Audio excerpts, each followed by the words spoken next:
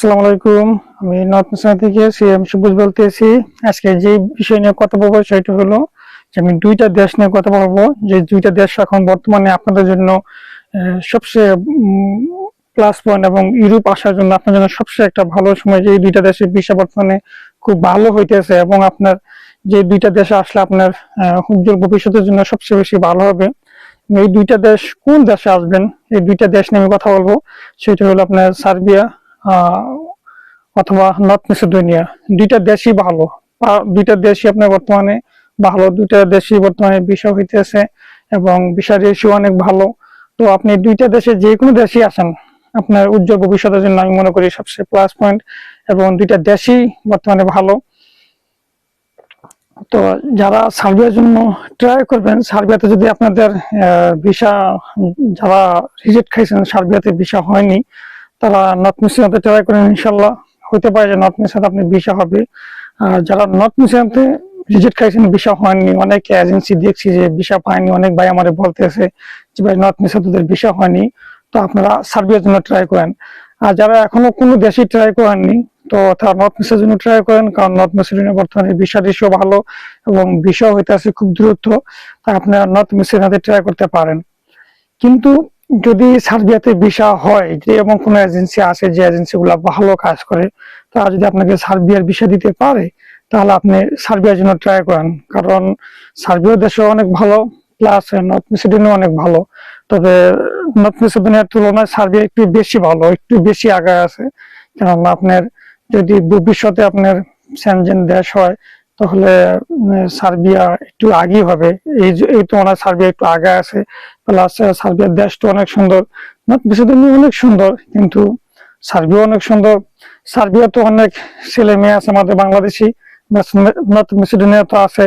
তবে দুইটা দেশই এখন বর্তমানে বাংলাদেশের মানুষের মুখে মুখে চলতে আছে এবং এজেন্সি মুখে মুখে চলতে আছে। এজেন্সি দেখবেন, ভালো এজেন্সি দেখে ফাইল জমা দিবেন, ইনশাল্লাহ আমি মনে করি তাহলে আপনাদের ভিসা হবে। এবং সার্বিয়াও খুব ভালো পজিশনে আছে, নর্থ মেসিডোনিয়া ভালো পজিশনে আছে। দুইটা দেশই ভালো, দুইটা দেশে যে কোনো দেশে আপনি আসতে পারেন।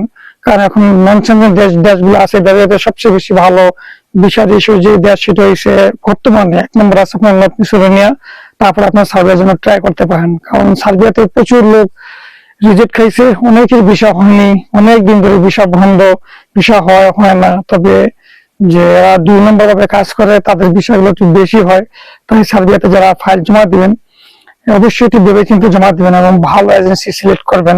আপনি খুঁজে খুঁজে দেখে দেখে যাচাই করে তারপরে ফাইল জমা দিবেন, সেটা নর্থ মেসিডোনিয়া হোক বা সার্বিয়া হোক। কারণ দুইটা দেশ নিয়ে এখন বর্তমানে এজেন্সি গুলা একটু বেশি উল্টাপাল্টা করতে আছে, বা বেশি আপনার বাটপাটি করতে আছে, তারপর বিভিন্ন দালাল গুলা।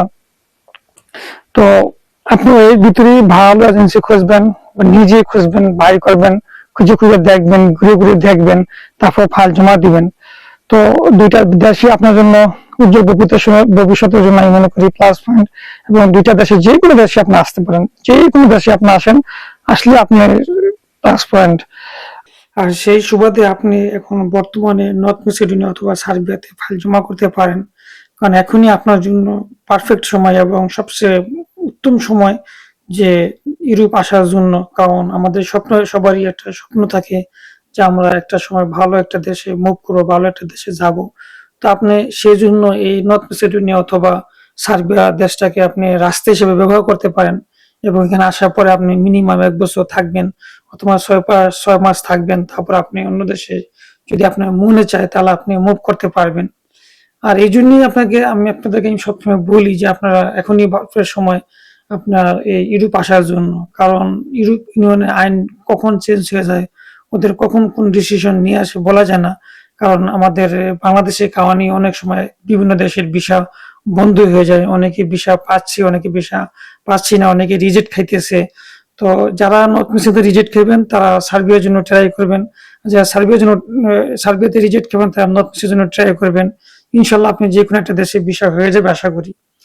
আর বর্তমানে এজেন্সি গুলো অনেক বাটপারি শুরু করছে, ইদানিং দেখতেছি অনেক এজেন্সি ভুয়া ভিসা দিতে আছে। মেবি 2 দিন আগে এক ভাই আমাকে 2টা ভিসা দেখাইছে, 2টা ভিসা লাগছে, দিল্লি থেকে লাগছিল, স্টাফিং হয়েছে। তো ভিসাতে যে স্ট্যাম্প মারছে, স্ট্যাম্প মারার পরে কিন্তু ওরা সিগনেচার করেনি, কারণ যখন এম্বাসিতে কোনো আপনি স্ট্যাম্প মারবে, স্ট্যাম্প মারার পরে কিন্তু সিগনেচার করতে লাগে, কারণ কর্মকর্তা সিগনেচার আছে ছাড়া কিন্তু আপনি ভিসা জেনুইন হয় না। তো ওনার স্ট্যাম্পে কিন্তু দুইটা ভিসাতে একটা ভিসার উপরেও কিন্তু সিগনেচার ছিল না।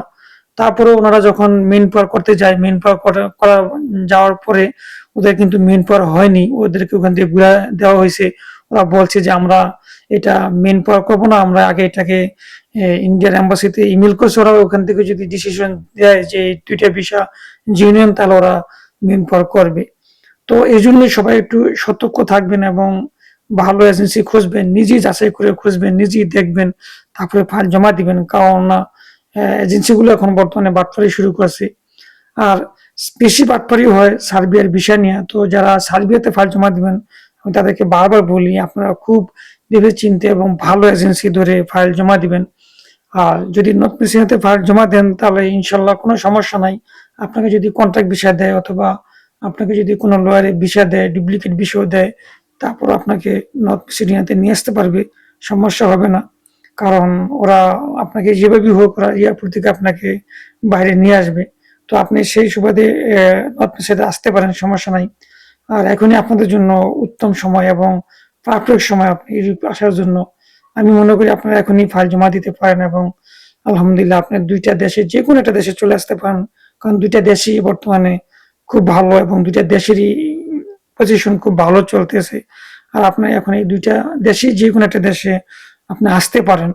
তো দুইটা দেশে যে কোনো দেশে আপনি আসেন, সবচেয়ে প্লাস পয়েন্ট দুইটা দেশই খুব ভালো এবং দুইটা দেশই আপনার জন্য অনেক প্লাস পয়েন্ট ভবিষ্যতের জন্য। তো আজকে এই পর্যন্ত ছিল, সবাই ভালো থাকবেন। আসসালামু আলাইকুম।